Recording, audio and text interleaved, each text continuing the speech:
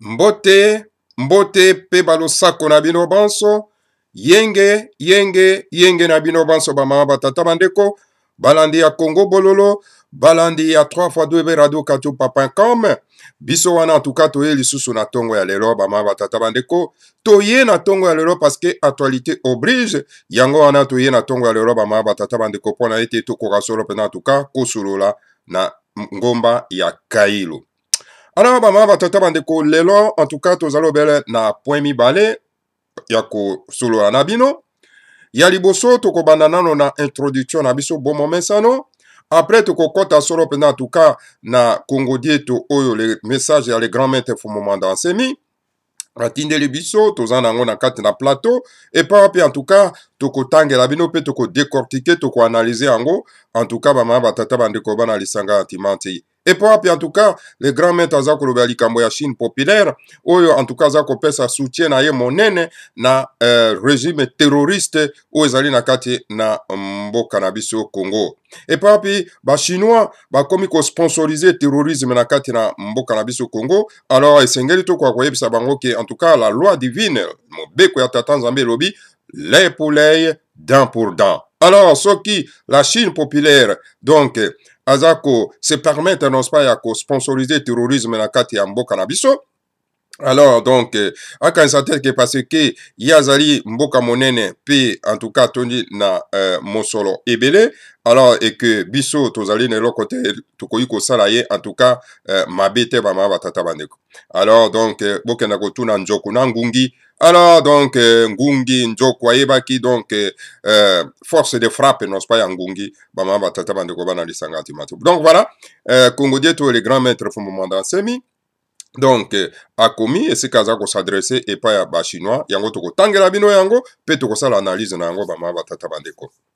Après, wana tango toko sukisa obe toujours na mobilisation, toujours bon moment, ça bama batata bandeko pour na comprendre conscience na situation, danger, ou ezana kati na mboka na biso. Alors, sans plus tarder, bama batata bandeko, donc, toko bandana na introduction na biso. Introduction na biso, toza ko épingler toujours, to Melissa Congo Bololo, na moto babengi lemba alias Molière. Donc l'esclave, non pas, ya bapaya, parce que yon na kati na mboka na yo, okamati, otie télévision na mobimba na kati ya mabela bakoko na yo, na kombo ya Molière. Ok, Molière, azali tout simplement, donc, moto ya ba français, azali ba français, et que biso pe toza ba français, ten ndenge ni tokoki kozwa, solo pena en tout cas, kombo ya moto mosu tokenda kokumisa yango na kati ya mabela na biso. Voilà l'esclave.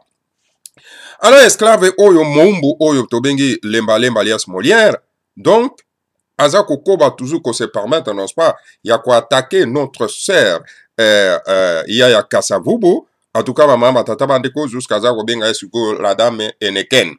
Alors, donc, voilà, et sengeli to koba toujours na mosala ko melisa moto tobengi lemba alias Molière, donc, motete la savane, ya Sankuru, bama batata bandeko, donc, moto outi na tribu barbare, hein, la plupart non pas de ces gens-là, de batete là, bangwana bazako soutenir régime terroriste et politique kalambe, mopa ya bazo pesa beki, pona ete akwa kovana na kati ya mboka wana. Voilà.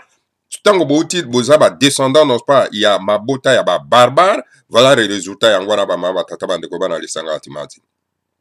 Alors donc voilà, lemba qui continue non pas ya kokoba ya ko diaboliser notre sœur Yaya Kasavubu. Alors biso pe to kolemba te ya ko melisa e Congo Bololo ba mama tata bandeko pamba te zana bosenga na biso ya ko melisa e Congo Bololo. Mais loko biso to ko senga na ye ezali ete soki lemba alias Molière, Hippolyte Kanambe apesa ki mosolo pour ete a diaboliser donc notre sœur Yaya Kasavubu, a ebisa biso tozana mboko ezana kitaibele toko futa mosolo wana oyo ye alei epa ya Hippolyte Kanambe pour que asala bandeko na ye mabe toko pesa ye toko zongisa ye mbongo wana. Alors, soka Monique, en tout cas, à gogo ça la chemin à détour te, et Seigneur qui est toujours en avant, na diabolisation, et notre sœur, hein, Yaya Kasavubu. Alors, soka Moni moyen zalite, et Seigneur li, a koka kokima kokena na exil. C'est tout assez, c'est très simple, bama batata bando. Hein? Parce que soka Monique moyen zalite pour que atika, monsabla parce que baza ko tia pression, la organisation terroriste, otobengi en air, oyo Kalunda Motor alias Calais va installer kuna na kati na mboka oyo pa wapi en tout cas ba bendi Mova oyo azalaki ambassadeur na mboka ya Belgique oyo azwaki ba contact na Daesh na ISIS na Kaida awa na mboka ya Belgique et que lelo akomi na kati na mboka na biso Congo, hein? D'ailleurs Mova c'est un tout Rwandais ake ko installer ce qu'on appelle l'organisation terroriste Béret Rouge Nakati Yambo Canabiso. Donc voilà, ceux qui sont sous la pression, l'embalem alias Molière, na Batouana, alors donc, Sengeli Akoka kozwa chemin de l'exil. Azwa chemin de l'exil parce que moyen Akoka kozonga si mezalité. Alors, ceux qui yako kansake moyen kwa kozonga si mezalité, alors donc amitinde singana kingo ba mama batata ndeko parce que biso toyebi tokuzali ko kango la Congo, toza ko bengana ba paya. Tous les étrangers oyo bazo ko pesa mbongo wana pour que yo osala bango promotion na kati ya mboka ya bakoko na yo. Alors donc omitinde singana kingo. Alors il faut lukasiko yo choisir les bons côtés. Est-ce que les bons côtés, ezali côté oyo ozali ko soutenir ba terroriste o bazana kati ya mboka, ou bien les bons côtés ezali côté oyo bande kono bazali ko combattre le terrorisme oyo ba paya ba installer na kati ya mboka na biso. Alors donc voilà ba mama tata bande ko lemba qui est un article, hein, et pas wapi en tout cas azako lobake bon voilà ya Kasavubu donc azali la dame Neken. Hein? Donc voilà, c'est une manière donc yako simplifier notre sœur qui mène un combat comme tout le monde au bazo même combat une femme qui se distingue parmi mibali pour na combat ya libération, c'est-à-dire yako combattre ba terroristes au bazana kati ya mboka. Ye lemba oli ya combattre les terroristes o bazana kati ya mboka, a combattre Hippolyte Kanambe o azamo paya na kati ya mboka, a combattre Mova un touti rwandais, hein, aye a transformer mboka na biso na terrorisme, a combattre Rubewa o azali wana c'est un rwandais touti rwandais, a combattre Rwagiziga, hein, a combattre donc ba généraux oyo ba simbi ba poste na armée. Alors donc lemba yé a bosani cible ya monene ya ko combattre kuna na mboka ya kominde ko combattre bato bazako luka liberté na ye parce qu'azali pris en otage. Voilà mama batata bandeko ezaka moko so moni bato musu bazama bum minene boy mitu ezalaka vraiment donc très vide kaboche ezalaka vide mama batata bandeko.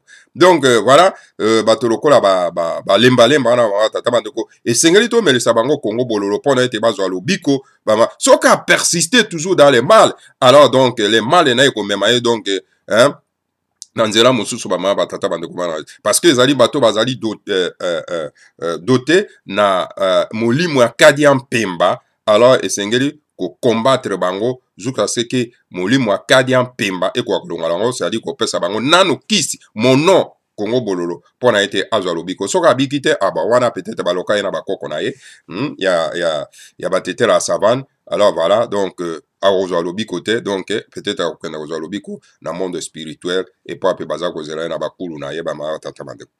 Donc voilà ba ma tata bandeko yango wana tozwa kosenga na bato ya bonne volonté, bato oyo bazali déterminé pour ete to découdre une fois pour toutes na Hippolyte Kanambe na groupe terroriste na installé wana ba tata bandeko. Donc to attaquer moto babengi lemba alias Molaire parce que azako koba toujours na mosala o ba pesi yako diaboliser notre sœur ya Kasavubu ba tata bandeko. Donc voilà ba tata bandeko bana isangati mati on ezalaki mo introduction en attendant de ko oyo azali na chose na article oyo lemba komi et kwa kokomela nga na plateau nde na koya kotangela bino yango prochainement mama batata bandeko wana ezali tout simplement introduction na koya kosala pona ko alerter bino ete lemba continue parce que bazo pousser ye toujours à sala mosala ya bapaya oyo ye a sengi akoka ko sala yango mama batata bandeko.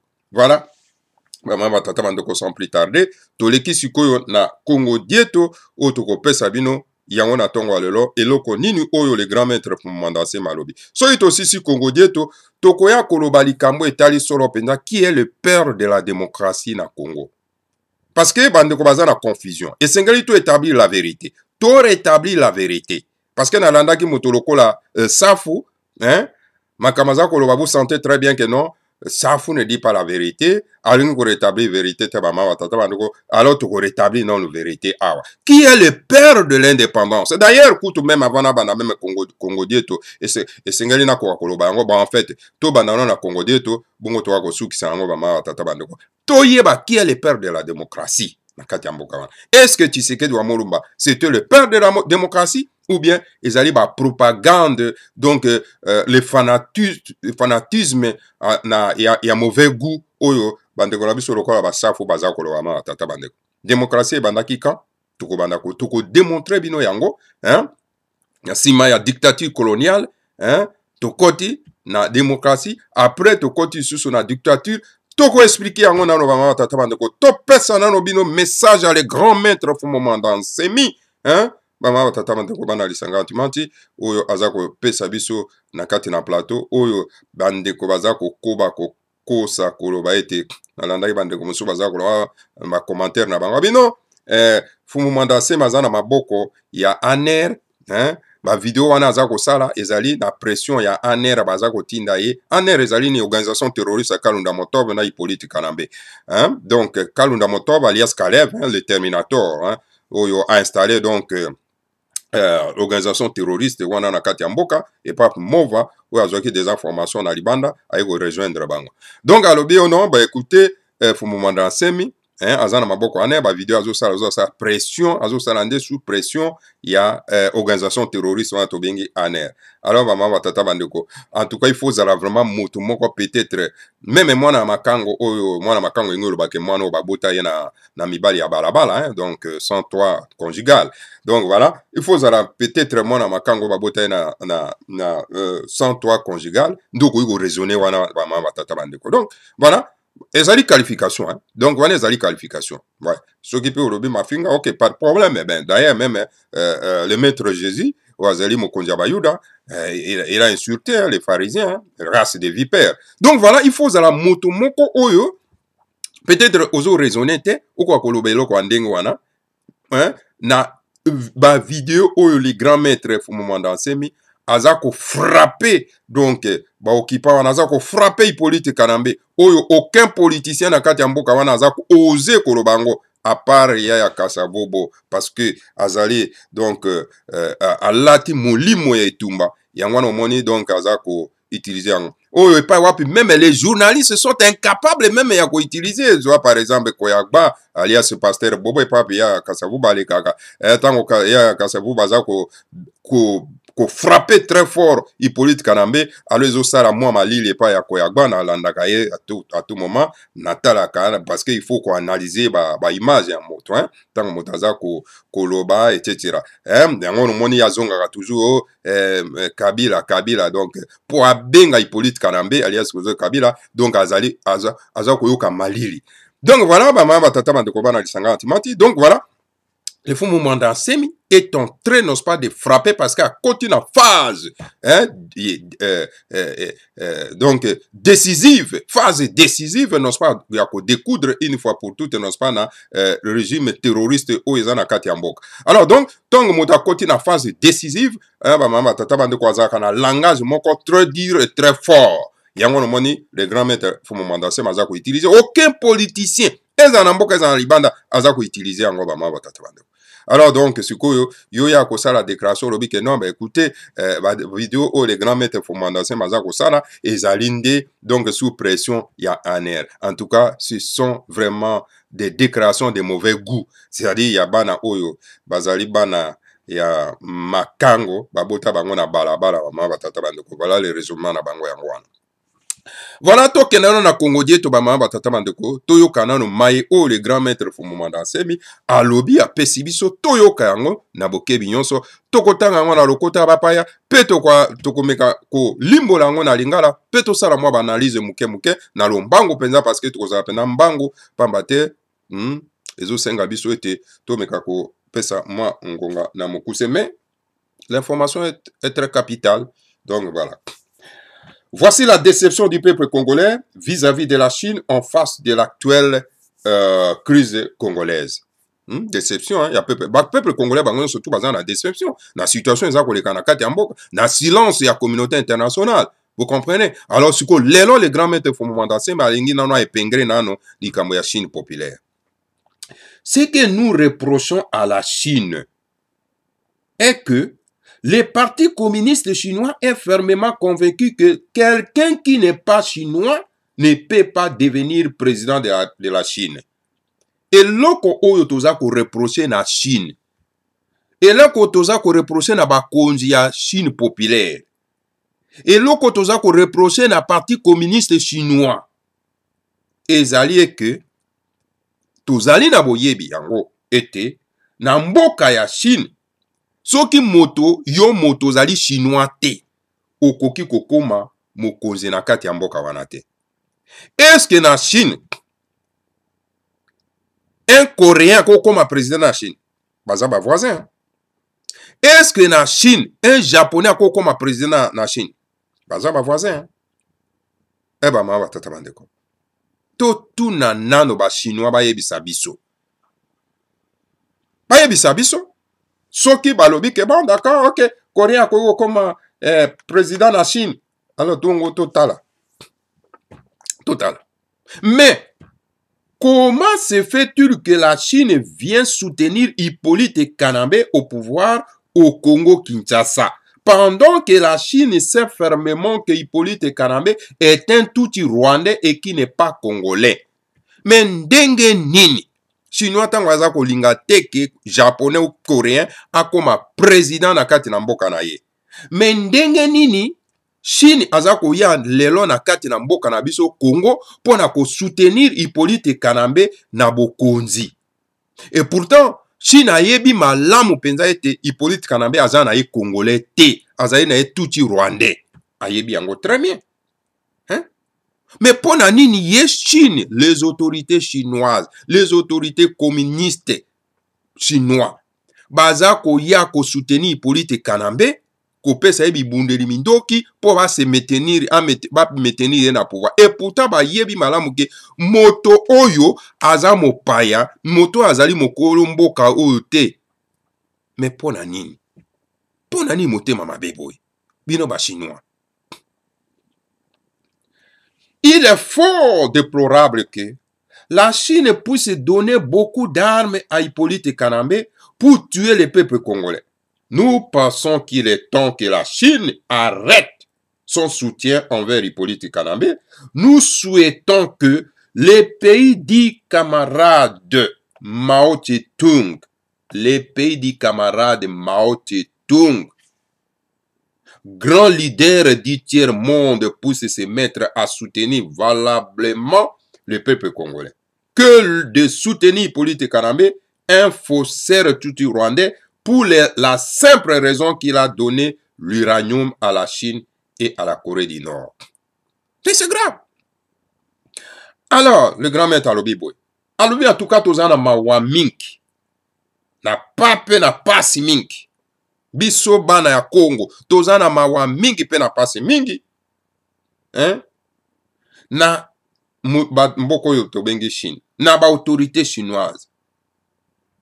Pona nini? Parce que ba autorité chinoise ba pesi bibundeli ebele ba mama batata bandeko. Bibundeli ebele na Hippolyte Kanambe. Pona aboma ba peuple congolais. Ba mama batata bandeko. Yango tozo senga na bino. Bo boycotter les produits chinois. Ezala ba Congolais bazana mboka bapai. Ezala bino bozana kati na mboka ya Congo. Boycotter les produits chinois et les produits indiens. C'est une manière ya kopesa embargo. Parce que voilà bozo sombela bango biloko wana, bazo koma riche et na mbongo wana bozo ko sombela bango biloko, bazo ko sala biso mabe. Le grand maître alobi. La Chine populaire a pesi bibundeli belé na Hippolyte Kanambe pour que aboma ba peuple congolais. Alors, yango le grand maître Mondanse Malobi, tozali ko senga na Chine populaire atika eloko wana azali ko sala. Atika ko soutenir Hippolyte Kanambe. Yango toza ko souhaiter que mboka ya camarade Mao Tse-tung wazalaki grand leader ya tiers monde hein. En tout cas ababanda nano ko raisonner pour na ete bakoka sikoyo ko soutenir donc le peuple congolais que de soutenir Hippolyte Kanambe. Parce que Hippolyte Kanambe azali faussaire, Hippolyte Kanambe azali moyibi, Hippolyte Kanambe azali mopaya, Hippolyte Kanambe azali mwana ya mboka wana te ya Congo te, bino les Chinois. Esengeli boko koyeba. Bon soutenir Hippolyte Kanambe te parce que apesi bino uranium, atekeli bino uranium, atekeli Corée du Nord uranium, mais bino pe ba européen. Tu comprendre de bino bato tcheki moto wana pouvoir da Hippolyte Kanambe là déjà dit à mettre reprise ba congolais te bato batchenga na bokonzi ezali ba paya bato batcheke na bokonzi bongo bino ba européens les américains bozo mona Hippolyte Kanambe azozwa uranium azopesa yango na Chine populaire azopesa yango pe na Corée bino pe ozo combattre Corée mais ole bokenda ko combattre sika oyo uranium moto aza ko tekela Corée. Mais bino pe politique na bino ezandengeni. Ce que nous demandons à la communauté internationale, aux États-Unis, à la France, Macron qui soutient encore Hippolyte Kanambe, c'est grave. Ce que nous demandons, n'est-ce pas, à l'Angleterre et tous les pays du monde. Hein?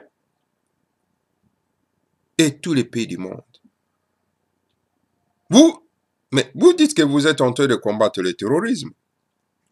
Mais le terrorisme est au Congo. Et ceux qui font du terrorisme sont au pouvoir illégalement. Mais qu'attendez-vous de combattre, n'est-ce pas, ces gens-là? Tout simplement parce qu'ils vous donnent l'uranium. Parce qu'ils vous donnent tout ce que vous avez besoin. Non, c'est pas possible. Le peuple congolais ne veut plus voir Hippolyte Kanambe au pouvoir. Nous demandons à la Chine de se ressaisir et soutenir le peuple congolais ou opte pour abîmer les relations avec le peuple congolais en soutenant un étranger, hein, un faussaire, un touti rwandais, un taximan de Dar es Salaam. Le grand maître Fumo Andase Malobi, peuple congolais, ma botayon sur la nation ya mboka ya Congo. En tout cas, balingi komona Hippolyte Kanambe na kati ya mboka te. Masala ta sondage kuna na kati ya mboka. Tout le monde unanime. Ezala, ba Congo, Bangala, ba Mongo, ba Lokele, ba Nande, ba Tetela, ba Luba, ba Landu, ba Nande, hein? Ba Furero, ba Mabatata. Tout le monde unanime. Balingi Hippolyte Kanambe te. Siko pona nini yo Chine oza ko soutenir Hippolyte Kanambe na bokonzi na kati ya mboka. Tozali ko senga na Chine populaire.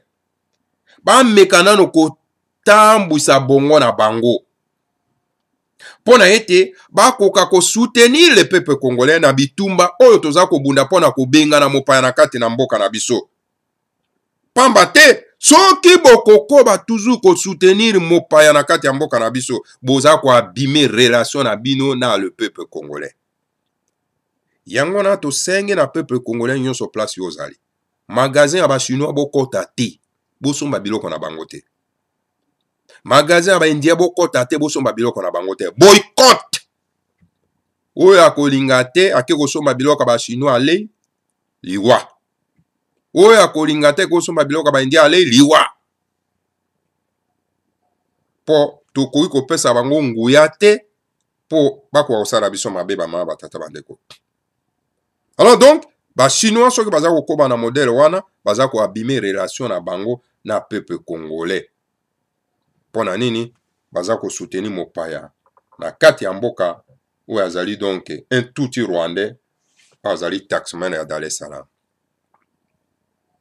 Le peuple congolais veut chasser Hippolyte Kanambe du pouvoir parce qu'il n'est pas congolais. C'est un faussaire tout rwandais, car nous voulons faire connaître à la Chine l'actuelle révolution congolaise a comme finalité la restauration de la souveraineté d'État au Congo-Kinshasa qui veut qu'au sommet de l'État congolais puisse trôner un président congolais assisté par un vice-président congolais et un premier ministre congolais. Quand le président est en visite à l'étranger, il laisse le pays au vice-président. Voilà, maman batata bandeko.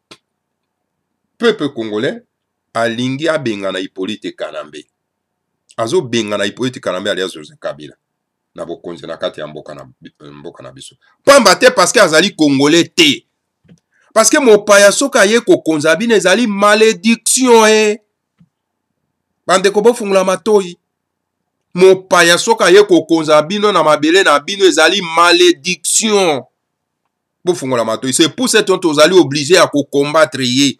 Botika kobenga ye bakonzi ya mboka yope Tambwe Lézère alias Lézère. Bato na yo yozo koyambaka kuna na plateau na yo tokomi wapi. Batika koloba ke bakonzi ya mboka oyo. Bakonzi ya mboka bazate. Stango boza koloba bakonzi ya mboka oyo mwembo combattre bango ezali te. Obike bato oyo bazali ba ilego awa.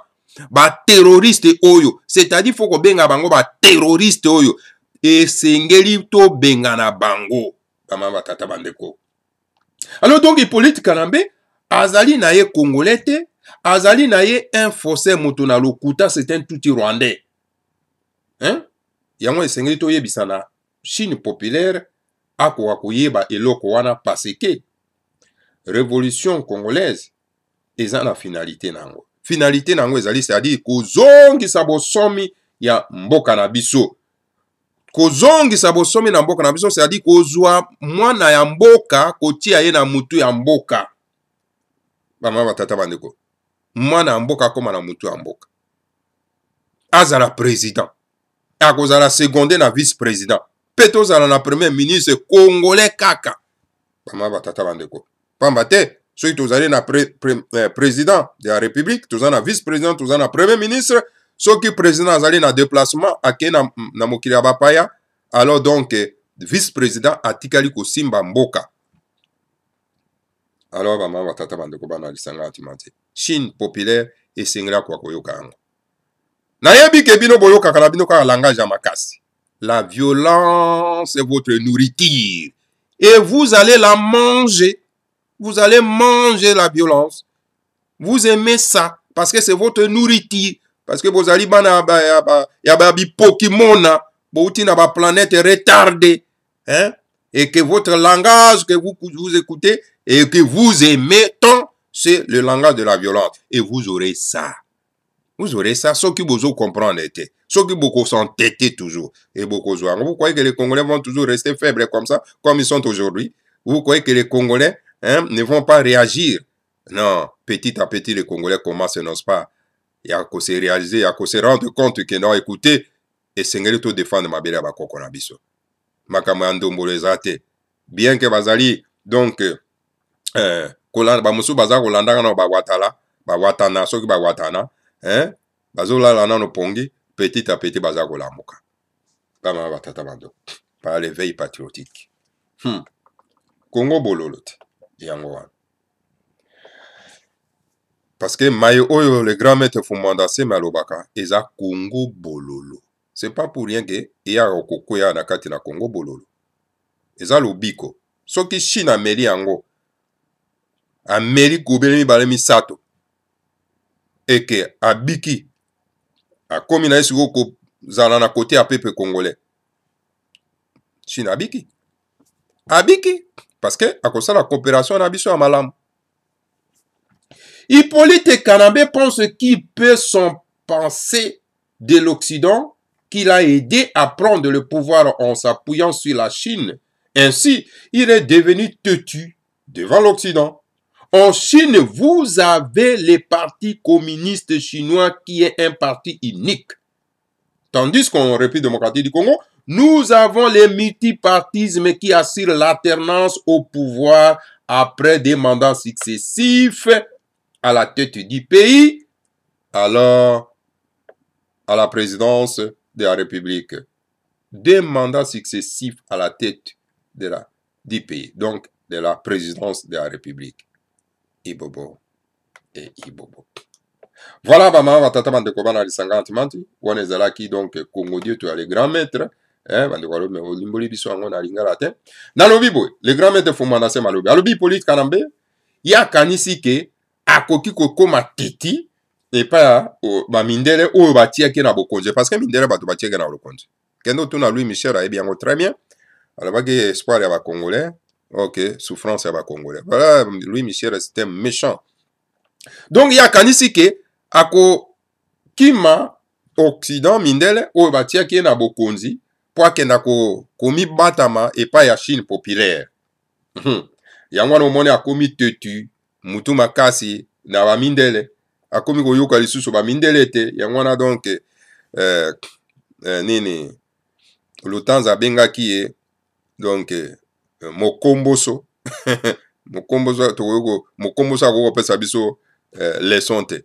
batata batata benge mokomboso c'est tout à fait normal parce que pas tous la défense n'est parce que aza moto moindo aza mokomboso ya makako egare bama batata bando alors donc yango wana akomi tetu alingi koyoka na bango mindele te hein alors yango wana le grand maître Fumandase maza ko s'adresser na Chine populaire bino ba chinois boza na parti politique kaka moko parti communiste boza na parti politique kaka moko mais tandis que biso na kati na mboka na biso la République du Congo la République démocratique du Congo toza na ba multiparti politique multiples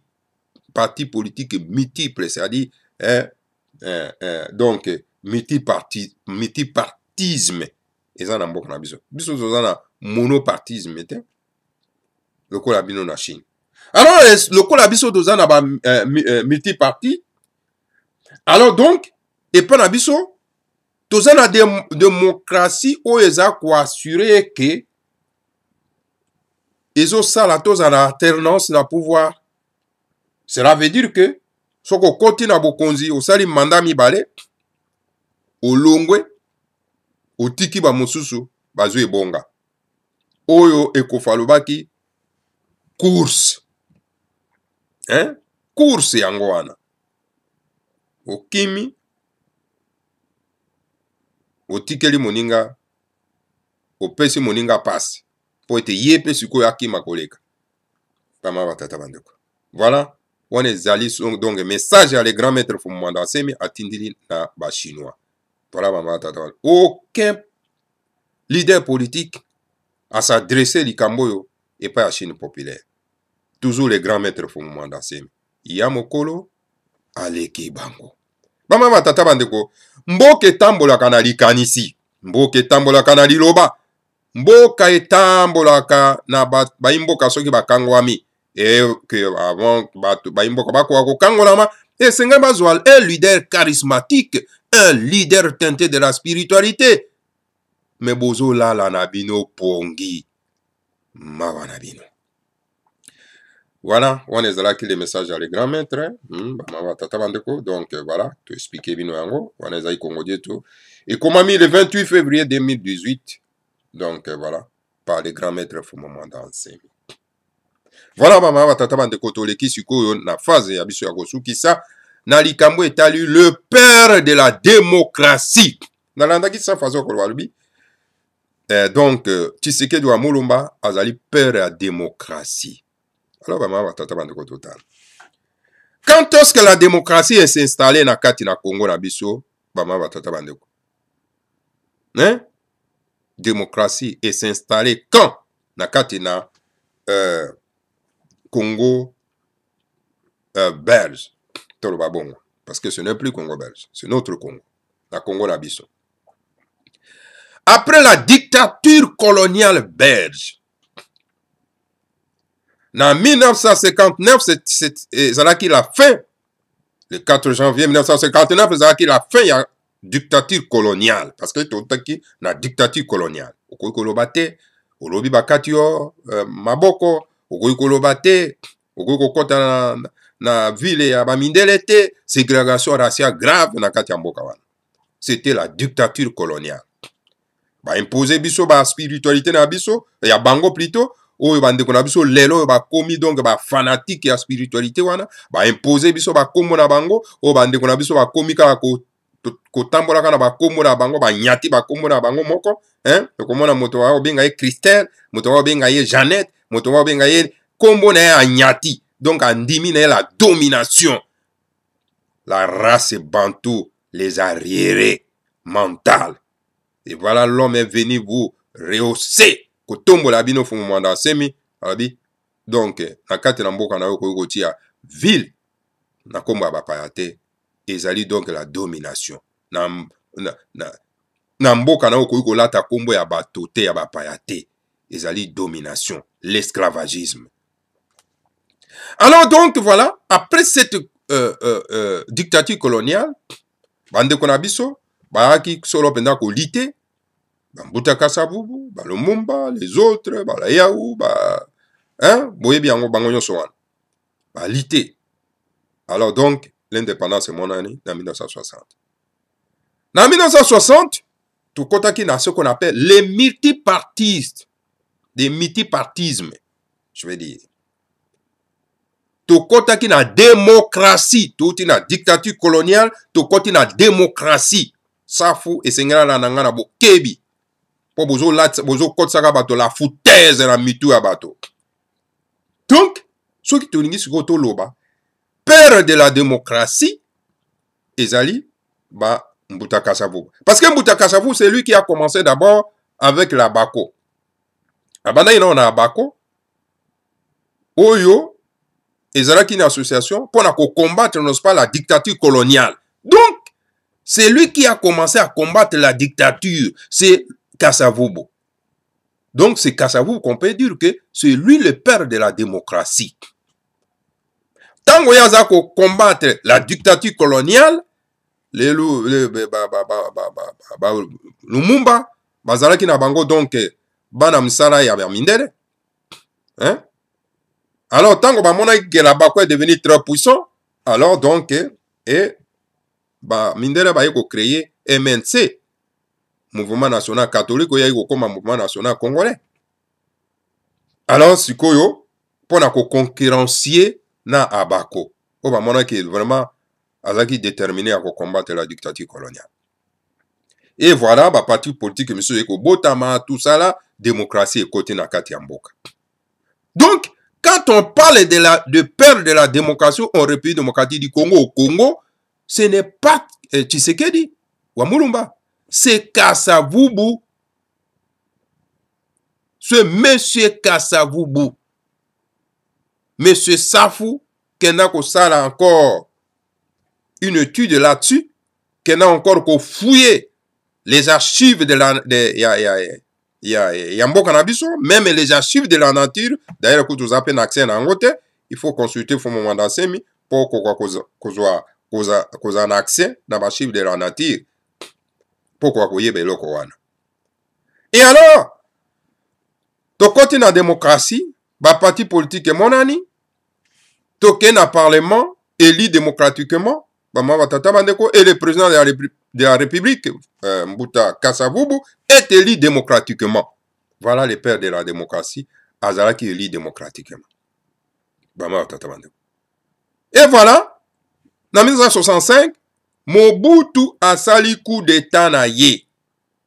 Azongi simboka na dictature. Tolongwa ki na dictature coloniale, to koti na démocratie, to yesuko kokota na dictature ya Mobutu. Alors, na Tshisekedi wa Mulumba, esika moko. Tshisekedi wa Mulumba, a sali ce qu'on appelle les partis politiques, parti politique et à Mobutu Tobengi, un père est commis parti État. C'est lui qui a façonné parti politique wana. C'est lui qui a façonné la dictature mobusienne. Donc, Tshisekedi wa Mulumba n'est pas le père de la démocratie. Dictature s'installer. Tshisekedi wa Mulumba a aidé Mobutu pour maintenir la dictature mobusienne à kati ya mboka wana. Mais ce n'est qu'après, tango boyo kaneza qui sous-souté, alors abimi pour combattre la dictature oyo ye azalaki architecte. Faut qu'on se dise la vérité au moins, maman, tata. Pourquoi tromper les gens? Ah, ils ont Congo Bololo. Congo Bololo. C'est un peu mélango pour la lobiko. Et voilà, le long so qui le mumba bati héros national. On va tete la bakomi ko proclamer, jusqu'à ce que qu'on maintenir mon payanakati amboka. Qui a proclamé le mumba héros national? Ce n'est pas son ami intime Mobutu. Pour na ko se racheter, nandenge. Abomisaki master na ye, alors a proclamé héros national. C'est Mobutu qui l'a proclamé héros national. Son ami a proclamé héros national. Ce n'est pas le peuple congolais, on va proclamer qui est héros national. Maintenant, Kasavubu a été proclamé héros national na Belgique par le peuple congolais, le peuple Congo. Ce n'est pas un chef de l'État. Ce n'est pas un homme politique quelconque. On va proclamer, non pas Kasavubu héros national. C'est le peuple. Il fallait laisser le peuple proclamer le Mumba héros national. Voilà, maman, batata bandeko. Quand vous dites que bon, voilà, na solo qui n'a de comment on a dit, mais n'engeni yokolo bake, nani Tshisekedi azalaki père à démocratie. On en dengue bato balobak. Mais yo, il faut quand même raisonner la place où on a fait. Ce qui bato balobak, c'est que yo peut utiliser le cerveau pour le baïs que zali à solo. Démocratie bandaki, na 1965, na sima ya ninité, il y a plus de pouvoir à Mobutu. Hein? Démocratie et bandaki avant. Donc, quand on dit le père de la démocratie en République démocratique du Congo, c'est Kasavubu. Mbuta Kasavubu. C'est lui le père de la démocratie. C'est lui qui a combattu la dictature coloniale. Et que tu es dans la démocratie grâce à la Bako, grâce à Mbuta Kasavubu. Il faut qu'on rétablisse l'histoire. Taraba tetera bango wana ba lobi ke baza bato baza korobake baza kozwa héritage ya Lumumba. Bongo héritage yango ya Lumumba ça veut dire qu'il faut kokenda ko maintenir mopaya na kati ya moto ya mboka. Ko sala dictature, assassinat, terrorisme, kotia terrorisme na kati ya mboka. C'est ça la contradiction. Voilà les messages que je voulais donc envoyer à Safou de rectifier donc malobanaye akwa koyeba histoire ya mboka malamu koloba pa présité eza fanatisme moko ya mauvais goût bama batata bandeko bana lisanga timati. Voilà un peu bama batata bandeko oyo tokokaki solo penda en tout cas koepengre na esika wana yango wana mama batata bandeko esengeli tozala na boyebi tokoma na boyebi eza malamu. Congo Bololo.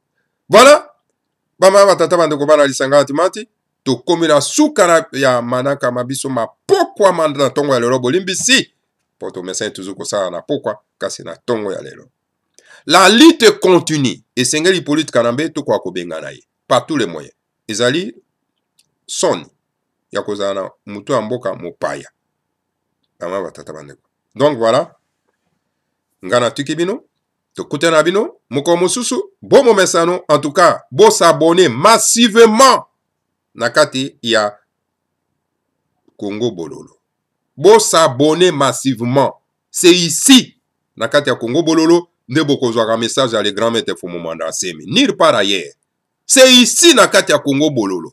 Nulle part ailleurs.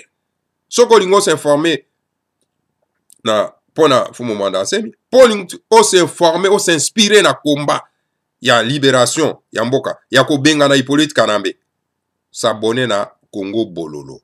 Alors bandeko, pour partager massivement en tout cas émission Nabiso Congo Bololo. Pour être bandeko, baye ba maye oyo le grand maître Fumu Manda Nsemi azakoloba. Donc voilà, to komi na suka to kutana bino mbala sima si 3x2radio.com pe na Congo Bololo. En tout cas bobo sanate bandeko bazako bela na boko na hémorroïde ba contacter ngai pour être bakwa kozwa lobiko. Matondo mingi na bino banso, que le Seigneur Congo vous bénisse et bénisse au moment d'ansemi, bénisse la République démocratique du Congo. Matondo mingi na bino banso, ingeta, ibobo, ibobo.